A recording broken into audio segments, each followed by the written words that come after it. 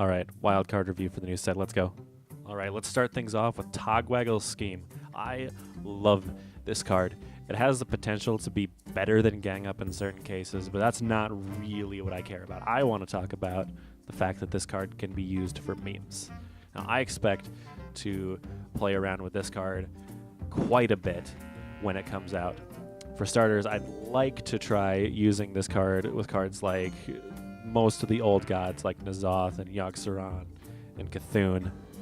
The ability to shuffle any number of cards into your deck with this, the amount of cards that this could work with, the possibilities are just endless. So there's a lot of just different fun things that you can do with this card that I am just excited, cannot wait to see. Now, while we're talking about schemes, let's also talk about Hackett the Scheme. This card just seems like it's going to be pretty good. It seems to fit a similar slot to what Volcano does for a similar mana cost, but it does it a little differently. I think this card is good against pretty much any board state depending on how long you hold it for. And it can be good against aggro, where the minions aren't that big and you don't need to hold it all that long. But in a control matchup where you do hold a card like this for longer, you can save it and it can essentially become as big as a Twisting Nether and kill anything on the board if the game goes for long enough. The only point in which this card is weak is pretty obvious, is where you cannot rely on top decking this card. And you need to hold this card for a bit for it to be valuable. Other cards like Volcano or Lightning Storm or any other reasonable, powerful board clear, you can go into a game plan where you try and draw this card if you don't have it. But this is a board clear where you can rely on that. But I don't think that's enough of a weakness to say that this is a bad card. I think this is going to be a very good board clear for Shaman. All right, next up we have Spellword Jeweler. I think this card could be pretty interesting in certain cases, but it's probably mostly just going to be a tech card. This card can be used like a timeout in classes that don't have anything like timeout. And the only case that this would be good is if there's decks in the meta like Mali Druid or Mali Rogue or Exodia Mage that rely on finishing you off with spell-based damage, and if there's not decks like that in the meta, I don't see much reason for this card to be played. Alright, Evil Miscreant. There is two things to be talking about in this card. There's the lackeys themselves and the card itself. Well, let's start with the lackeys so we can look at the value of what this card is trying to get us. So the lackeys are all 1-mana 1/1s, which seem to have a pretty good battle cry that is a little bit more than 1 mana's worth, which is why it's a card that you generate off of a card like Evil Miscreant. Now, to me, it seems that each of the lackeys has a battle cry that could serve pretty good in a zoo-style deck. So if there's any kind of zoo or token-style deck that can benefit from these, sure, I can see the lackeys being pretty great cards. Now, the question we have here is if Evil Miscreant is the right card to be looking at for generating lackeys. First things first, the combo is kind of clunky, but we know how Rogue is. Rogue can handle it. It's not bad. But the stat line of the minion is kind of awkward, and I think the only reason it would be worth it is if you could play with the stats. It has a good health total, and if you could buff it, it could be good in a zoo tempo style rogue deck. And I think the lackeys could work in a deck like that, especially since if you're doing a deck that uses combos, the lackeys serve as pretty good tools to activate those combos.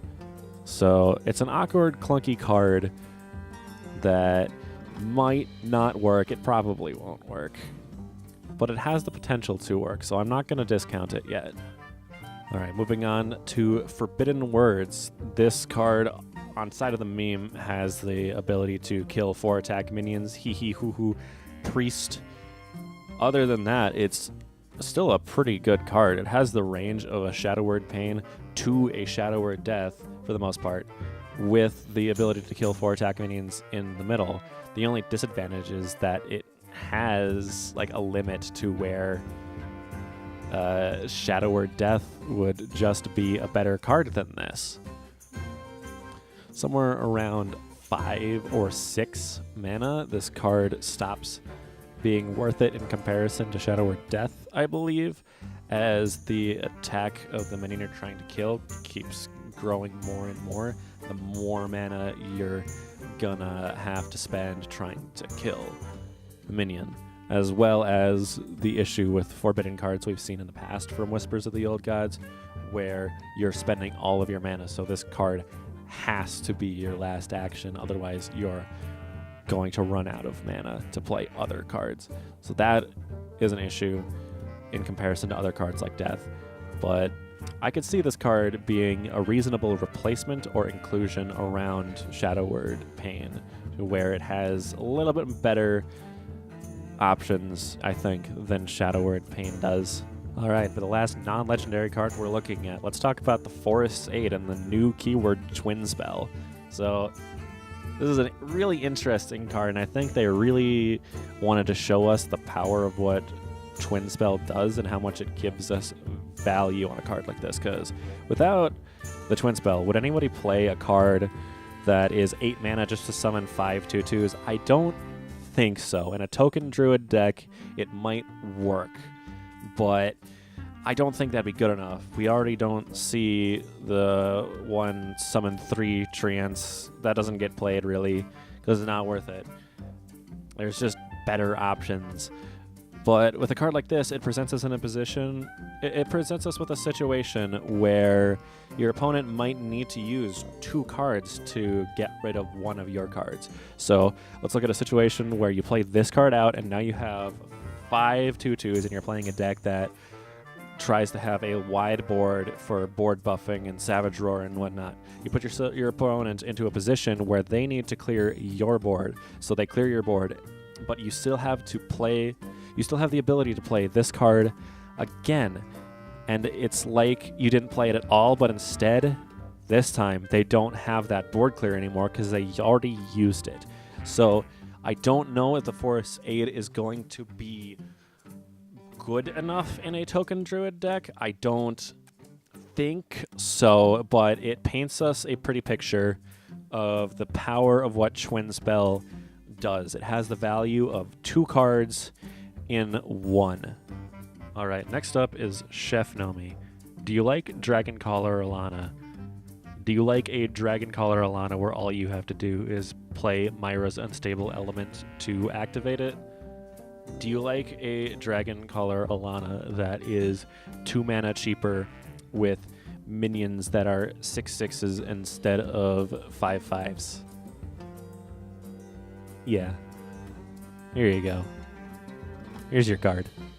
Now we have Kalecgos. We have Prep Coin Concede coming to Mage in this new set. This is going to be a very weird card. I find it very hard to evaluate whether it's going to be worth playing this card in your deck, whether or not the payoff of having this card over multiple turns is going to be worth it. And a lot of people have felt like it's not going to be worth it. And the fact that you need to rely on discovering a card for the value. But if we look at this card in a different light, I don't think it's actually that bad. As we know, it's not just discover a spell, that spell costs 0 this turn, or the spell costs 0. It's the first spell you play this turn costs 0. So you don't, when you play Kalecgos, have to rely on the spell that you discover. If you were to play Kalecgos in a deck like Big Spell Mage, which is already running big spells that would work well with playing Kalecgos onto the board, like Flamestrike and Blizzard and Dragon's Fury, then you don't have to rely on discovering a card from Kalecgos for Kalecgos to be good. You already have that card ready, and now you have the ability to play your other big spells for free. Every other turn that Kalecgos is out, the first big spell you play is free. So that's potentially very strong.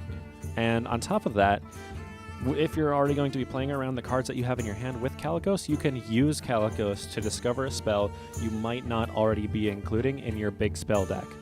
So that seems like it might be a lot better than people are giving it credit for. I might be a little bit of a dreamer here, but I'm going to give this card a bit of a chance.